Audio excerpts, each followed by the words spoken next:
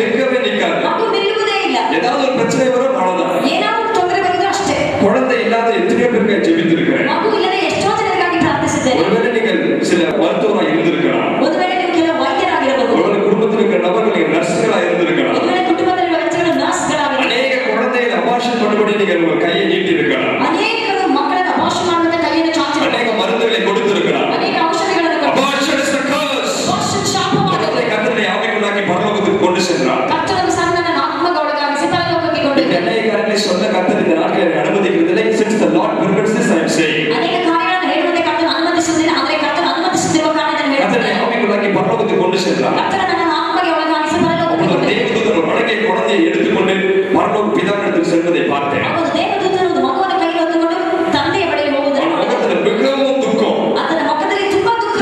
குழந்தை ಕೈ ಮಗು பிறந்த குழந்தை போல இருந்துச்சு. ಹುಟ್ಟಿದ ಮಗುವಿನ ಹಾಗೆ ಇತ್ತು. குழந்தை கையில் ஏந்திக்கொண்டு மேலே போனார். ಈ ಮಗುವನ್ನು ಕೈಯಲ್ಲಿ ಎತ್ತಿಕೊಂಡು ಮೇಲೆ ಹೋಗಿದೆ. மிகவும் துக்கம் முகத்தில். ಬಹು ದುಃಖದ ಮುಖದೊಂದಿಗೆ அவன் கர்த்தருடைய சத்தம் கேட்டது. ಅವನು ಕರ್ತನ ಧ್ವನಿ ಕೇಳಿಸಿತು. I heard the voice of the Almighty God. ಪರಾಕ್ರಮಶಾಲಿಯಾದ ಕರ್ತನ ಧ್ವನಿ கர்த்தரை ಕೇಳಿಸಿತು. பார்க்கவில்லை. ஒரு சத்தத்தை மாற்றம் கேட்க கிருபை கொடுத்தார். ಆತನ ಶಬ್ದವನ್ನು ಮಾತ್ರ It was a ಕೇಳುವುದು thunderous voice. ಗುಡುಗಿನ இடி முழக்கத்தின் சத்தத்தை போல இருந்தது. ಗುಡುಗು ಮಿಂಚಿನ ಶಬ್ದವಾಗಿತ್ತು. Why did this child came to heaven without doing its purpose? ಈ ಮಗು ಅದರ ಉದ್ದೇಶವನ್ನು ನೆರವೇರಿಸದೆ ಪರಲೋಕಕ್ಕೆ ಹಿಂದಿರುಗಿ ಯಾಕೆ ಬಂತು? இந்த குழந்தை நான் நியமித்த காரியங்களை செய்யாமல் ஏன் இவ்வளவு சீக்கிரம் பரலோகத்துக்கு வந்தது என்று இடி முழக்க சத்தத்திலே கேட்டார். ಈ ಮಗು ತನಗೆ ನೇಮಿಸಿದ ಕಾರ್ಯವನ್ನು ಮುಗಿಸದೆ ಯಾಕೆ ಹಿಂದಿರುಗಿ ಪರಲೋಕಕ್ಕೆ ಬಂತು? சாட்சாத்தமாய் அந்த தேவதூதன் முகக்குப்புறம் விழுந்து நடுங்கிக் கொண்டிருந்தார். ಶಾಶ್ವತವಾಗಿ ದೇವದೂತರು ಬೋರಲು ಬಿದ್ದು ನಡುಗುತ್ತಿದ್ದರು. அவனுக்கு கத்த சொன்னார், ಅವಾಗ ಹೇಳಿದೆ, இது வந்து இந்த குழந்தைக்காய் நியமிக்கப்பட்ட தேவதூதன். ಈ ಮಗುವಿಗಾಗಿ ನೇಮಿಸಲ್ಪಟ್ಟಿದ್ದ ದೇವದೂತರು. உலகத்திலே உருவாகிற ஒவ்வொரு குழந்தைக்கும் ஒவ்வொரு நபருக்கும் ஒரு தேவதூதர்கள் உண்டு. ಈ ಲೋಕದಲ್ಲಿ ಹುಟ್ಟುವ ಒಂದೊಂದು ವ್ಯಕ್ತಿಗೂ ಒಂದೊಂದು ಮಗುವಿಗೂ ಒಂದು ದೇವದೂತನುಂಟು. ஹalleluya. Hallelujah. பக்கத்துல இருக்கிற மாதிரி சொல்லுங்க. ಪಕ್ಕದಲ್ಲಿರೋರನ್ನ ನೋಡಿ ಹೇಳಿರಿ, ஏன் தேவதூதன் என்ன மாதிரியே அழகா இருப்பாரு. ನನ್ನ ದೇವದೂತನು ನನ್ನ ತರವೇ ಸುಂದರವಾಗಿರುವರು. தேவதூதன் ಆ ದೇವದೂತನು நடுங்கிக் கொண்டிருந்தார். ನಡುಗುತ್ತಿದ್ದನು. பின்பு கர்த்தர் சொன்னார், அந்த குழந்தையை எடுத்துட்டு போய் பரலோகத்திலே குழந்தைகள் விளையாடுகிற இடத்துல விட்டுவிடு.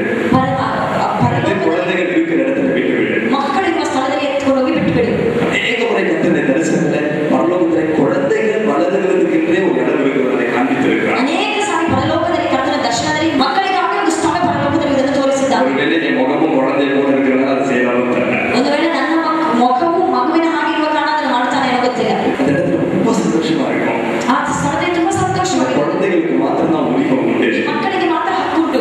எந்த நேரத்துல இயேசுவை நேரா போய் பார்க்கலாம். ಯಾವ ಸಮಯದಲ್ಲಿ ಯೇಸು ನೇರವಾಗಿ ಹೋಗಿ ನೋಡಬಹುದು. ஒரு தேவதூதன் கூட உத்தரவு இல்லாமல் அவர்களுக்கு போக முடியாது. ಒಂದು ದೇವದೂತನು ಅಪ್ಪಣೆ ಇಲ್ಲದೆ ಆತನ ಬಳಿಗೆ ಹೋಗಲು குழந்தைகளை மாத்திரம் இயேசு அரவணைக்கிறார். ಈ ಮಕ್ಕಳನ್ನು ಮಾತ್ರ ಯೇಸು ತಪ್ಪಿಕೊಳ್ಳುತ್ತಾನೆ. ஹalleluya. Hallelujah. ஹalleluya. Hallelujah. அந்த சிறு பிள்ளைகளை கொண்டாகவிட்டால் பரலோகத்தில் பிரவேசிக்கும். ಆದ ಕಾರಣ ಹೇಳ್ತಾರೆ, ಈ ಚಿಕ್ಕ ಮಕ್ಕಳಂತೆ ನೀವು ಮಾರ್ಪಡಿದರೆ ಪರಲೋಕ ರಾಜ್ಯದಲ್ಲಿ சிறு பிள்ளைகள் ಪ್ರವೇಶಿಸಲು இடத்தில் வர இடம் கொடுத்து அதை தடை பண்ணாது. ಚಿಕ್ಕ ಮಕ್ಕಳು ನನ್ನ ಬಳಿಯಲ್ಲಿ ಬರುವುದಕ್ಕೆ ಸ್ಥಳ ಕೊಡಿ, ತಡೆ ಮಾಡಬೇಡಿರಿ. தேவதூதன் குழந்தையை கொண்டு போவதை பார்த்தேன். ಆ ದೇವದೂತನ ಮಗುವನ್ನು ಕೊಂಡೊಯ್ಯುವುದನ್ನು ನೋಡಿದೆನು. வழியில் அனுமதி இயேசு நின்று கொண்டிருந்தார். ಪಕ್ಕದಲ್ಲಿ ರಕ್ಷಕನಾಗಿರುವ ಯೇಸು ಕ್ರಿಸ್ತನ ರಚಿಸಿದನು. துக்க முகத்தை பார்த்தார். ಆತನ ದುಃಖ ಮುಖವನ್ನು ನೋಡಿದನು. சொன்னார், ಆತನು ಹೇಳಿದನು, இந்த குழந்தை ಈ ಮಗು வளர்ந்து ಬೆಳೆದು பெரிய ஆளாகி ದೊಡ್ಡ ವ್ಯಕ್ತಿಯಾಗಿ பாவம் செய்து ಪಾಪ ಮಾಡಿ நரகத்தில் தள்ளப்படுவதை பார்க்கிறோம். ನರಕಕ್ಕೆ ತಳ್ಳಲ್ಪಡುವುದಕ್ಕಿಂತ குழந்தையாய் பரலோகத்தில் பிரவேசித்தது எவ்வளவு நலமாக இருக்கும். ಮಗುವಾಗಿ ಪರಲೋಕಕ್ಕೆ ಪ್ರವೇಶಿಸಿ ಎಷ್ಟು ಚೆನ್ನಾಗಿ. தேவதூத முகத்தில் ஒரு சந்தோஷம் வந்துச்சு பாருங்க. ದೇವದೂತನ ಮುಖದಲ್ಲಿ ಸಂತೋಷ ಬಂತು ನೋಡಿ. ஹalleluya.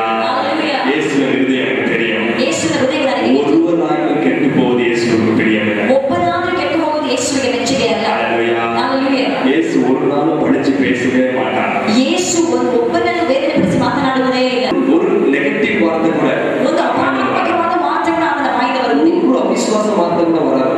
ಒಂದು ಅಪನಂಬಿಕೆ ಮಾತು ಅವನ ಬಾಯಿಂದ ಬರುವುದಿಲ್ಲ. எப்பவுமே பாசிட்டிவா தான் பேசுறார். ಯಾವಾಗಲೂ ಭಾವನಾತ್ಮಕವಾಗಿ ಮಾತನಾಡುವುದು. ஹalleluya. Hallelujah. ஹalleluya. Hallelujah. ஹalleluya. Hallelujah. Dowry system.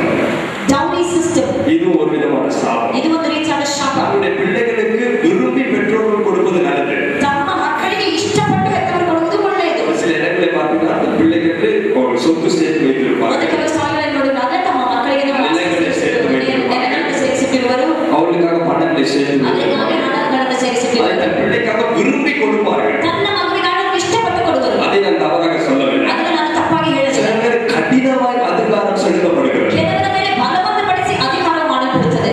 லட்சக்கணக்கில்